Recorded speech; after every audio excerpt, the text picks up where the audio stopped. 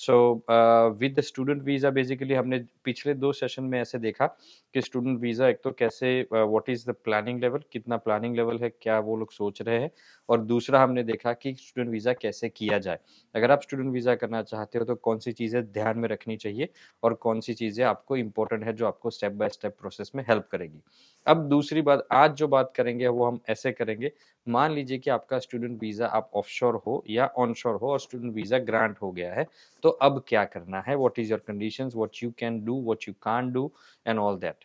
सबसे पहले student visa is the key to entry in Australia, है ना। तो अगर आप एज अ माइग्रेंट यहाँ पे अपना फ्यूचर देख के यहाँ पे ऑस्ट्रेलिया में आ रहे हो, तो student visa is an entry point, वो एक एंट्री पॉइंट है जहाँ पे आप ऑस्ट्रेलिया में आके अपना करियर बिल्ड कर सकते हो। सो पहले I will talk about Australia की व्हाट इज ऑस्ट्रेलिया, कैसे है, क्या है, यहाँ पे आने के बाद क्या होता है एंड ऑल दैट, है ना। तो फर्स्ट ऑफ ऑल जो आपकी यूनिवर्सिटीज, आपके कॉलेजेस, आपके कैंपसेस वगैरह आपने मैगजीन और उसके जो टेम्पलेट वगैरह में देखे होंगे, वेबसाइट्स पे देखे होंगे, वैसे एक्चुअली नहीं होते हैं, है ना। So first thing is that कि अगर आप जैसे बीइंग अ स्टूडेंट आप लैंड करते हो ऑस्ट्रेलिया में, तो yes you have to first, आप जैसे लैंड करोगे तो लैंडिंग में आपको यही चेकआउट वगैरह में दिक्कत आती है। And then second problem is this, I will go one by one. चलिए पहले से शुरू करते हैं कि let's say when you land to Australia as a student, first of all आपको पहले तो वो कस्टम्स नहीं पता होते कि क्या करना होता है, क्या प्रोसेस होता है। अगर आपने पहले ट्रैवल किया है Australia then it's a comfortable journey for you. अगर लेकिन आपने नहीं किया है तो आपको बेसिकली प्लेन में ही आपको एक येलो कार्ड देंगे, उसको बोलते हैं इनकमिंग पैसेंजर कार्ड। तो वो इनकमिंग पैसेंजर कार्ड सबको फिलअप करना जरूरी है, जो भी लोग ऑस्ट्रेलिया में आ रहे हैं, इवन ऑस्ट्रेलियन सिटीजन जो होते हैं उनको भी चाहिए। तो अगर आपको प्लेन में वो पैसेंजर कार्ड देते हैं तो वो ध्यान से पढ़िए और जो भी चीज़ें आप ला रहे हैं, नहीं ला रहे हैं, वो सब डिक्लेयर कीजिए। वो एक लीगल डॉक्यूमेंट है, इट्स लीगली बाइंडिंग यू। अगर उसमें कुछ गलत शलत टिक हो गया then they can fine you at the airport. Airport पे आपको फाइन हो सकता है। आप कहीं किससे हमने ऐसे भी देखे हैं कि people got deported just because of the wrong information of the incoming passenger card. So आपका जो फर्स्ट इंपॉर्टेंट चीज़ है वो इनकमिंग पैसेंजर कार्ड, जो आपको प्लेन में ट्रैवलिंग के दौरान दिया जाएगा।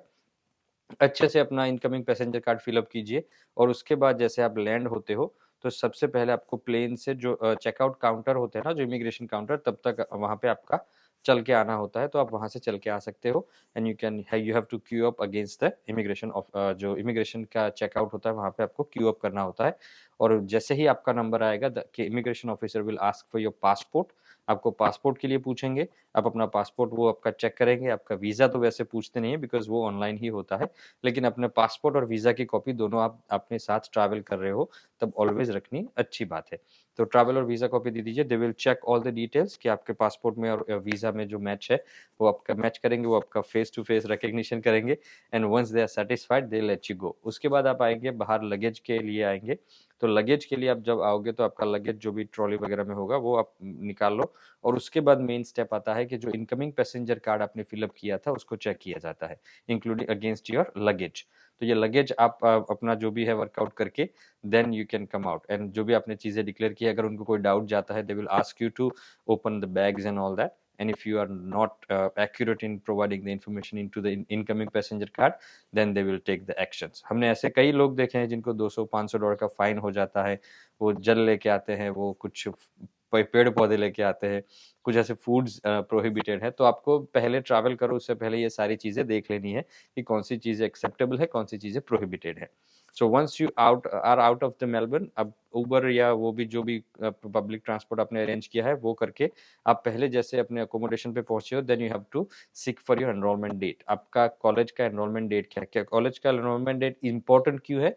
क्योंकि उस डेट को आपको जाके वहाँ पे अपनी ओरिएंटेशन करवानी होती है। ओरिएंटेशन के बाद आपको पता चलेगा कि what are the steps, next steps, कैसे असाइनमेंट्स करने हैं, कैसे वो आपका क्लास कहाँ है, ये सारी चीज़ें है ना।